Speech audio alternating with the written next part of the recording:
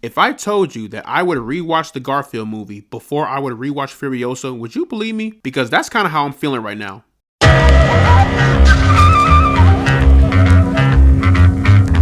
So the Garfield Movie is a brand new family comedy film within the Garfield IP. The film is directed by Mark Dindal and it stars Chris Pratt, Nicholas Hoult, Ving Rhames, and Samuel L. Jackson. Garfield has an unexpected reunion with his long-lost father, a scruffy street cat who draws him into a high-stakes heist. When I first found out that Chris Pratt was going to voice Mario for the Super Mario Bros. Movie, I was a little worried. Fast forward to April of 2023, he was actually good. And then it was announced that he was going to voice Garfield in the upcoming Garfield movie.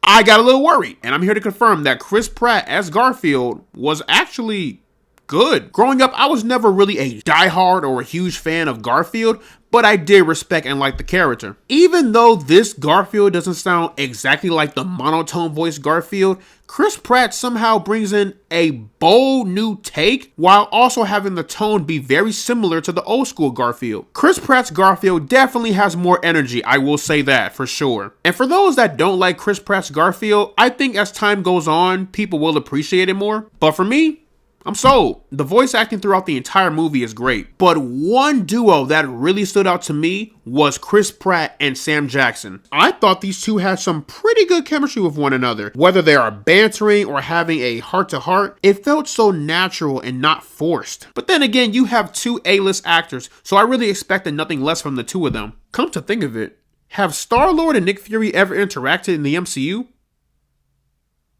I don't think they have. But regardless, they were both fantastic. Sam Jackson being Sam Jackson and Chris Pratt being Chris Pratt, but as Garfield. And the animation is very solid as well. The character designs are very similar to the old school Garfield comic strips, but with a touch of 3D animation. And the humor here is kind of here and there. You know, there are some jokes that I found like genuinely hilarious.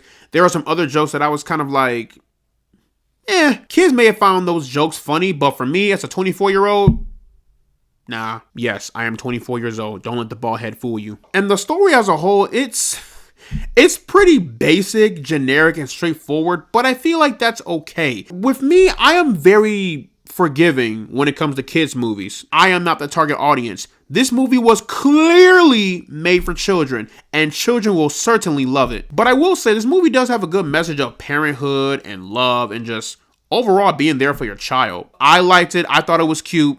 It gets a pass for me. But y'all, I can't lie, I had a really fun time with this movie. Like, I really did. Again, it's a very simple and straightforward movie. Nothing really too exciting or double layered, but it serves its purpose. Entertaining children. So to all the parents out there, take your children to go see Garfield. They will love it. So, plugging the Garfield movie. Into the rank system, I am placing this one into the pass zone. Also, the idea of casting Snoop Dogg to play a cat is kind of funny. But yeah, y'all, that is pretty much my review for the Garfield movie.